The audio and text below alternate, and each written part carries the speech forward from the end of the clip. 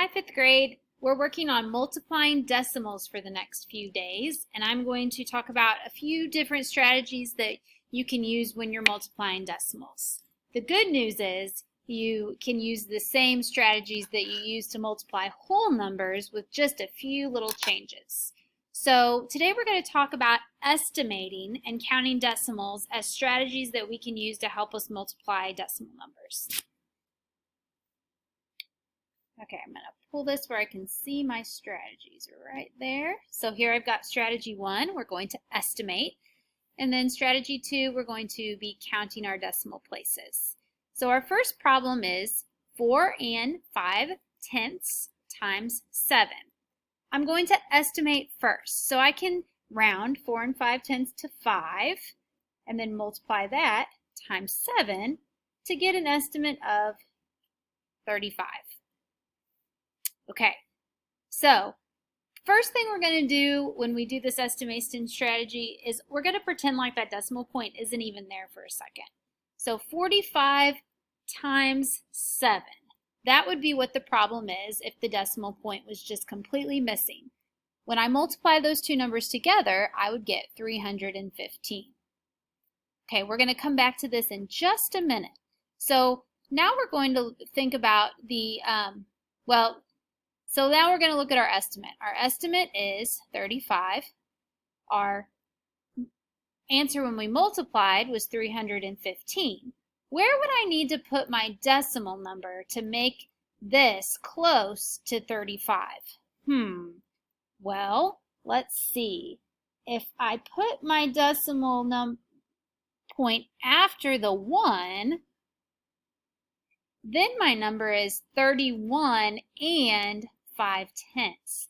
31 is very close to 35.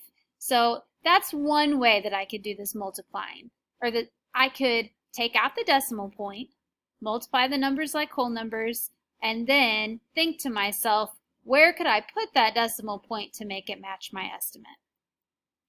Another strategy that I could use is just counting the decimal places in the problem. So if I look back up here at my problem, I have one number past my decimal point. And then when I write down, so I have one decimal place. If I look at this answer, I would want to also have one decimal place after or have one number after my decimal place, which I would if I put my decimal place here.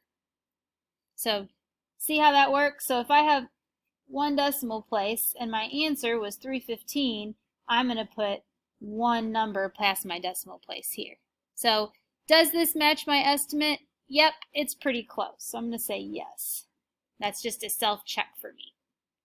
Okay, let's look at example 2. We're going to use these same two strategies here. So our problem is 7 26/100 times 23. Well, first let's do some estimating. So I'm going to round 7 26/100 to 7, and then multiply that times 23.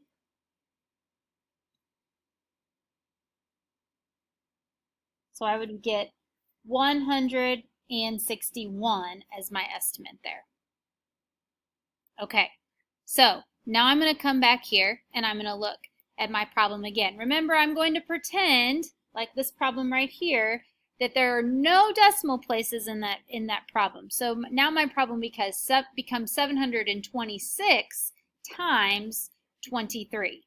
When I multiply those two numbers together, and I can do any strategy of multiplication that I want here. I can do partial products, I could do standard algorithm, whatever I want to do, that's fine. I can do area model too. So when I multiply, I'm going to get 16,698. Okay, now let's think about this. I want to get as close to my estimate as I possibly can. So where do I want to put my decimal place in this problem so that it's very close to what I got as my estimate, which was 161? Well, if I put my decimal point at the end, that would be nowhere near as close. If I put my decimal point in between the 1 and the 6, that would only be 1. That's not very close to 161. But if I put my decimal point in between my 6 and my 9, then my number becomes 166 and 98 hundredths. 166 is pretty close to 161. So there's my strategy of estimation helping me out there. How many decimal places do I have in this problem? I see 2. 2 past the decimal there. So I would want to make sure I have 2 numbers past the decimal place here, and I do. So does this match my estimate? Yes, it does. Okay, example 3. 7 and 4/10 times 3 and 8/10. Oh, so again, now I have 2 numbers here that have a decimal point in them. So I'm going to estimate first. 7 and 4/10 would round to 7. 3 and 8/10 would round to 4. 7 times 4 is 28. So there's my estimate.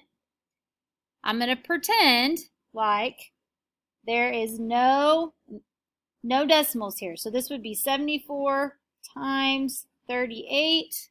When I multiply those 2 numbers, I would get 2,812. So let's look at this number here. 2,812. Where would I want to put my decimal point to get as close to my estimate as I possibly could? Well, definitely want to put my decimal point after the 8, because 28 and 12 hundredths is very close to 28. So that would be a good place to put my decimal point to make my answer reasonable or make sense. How many decimal places do I see here? Well, I see 1 place past the decimal here and 1 place past the decimal here. So that would be 2 decimal places. And then that means I should have 2 decimal places here, and I do. So does my answer match my estimate? Yes. Okay, you guys are going to be getting a few practice problems today to practice using one of these strategies. And when we meet again tomorrow, we're going to talk about another strategy that is just when I use standard algorithm. So we'll come back and revisit that tomorrow.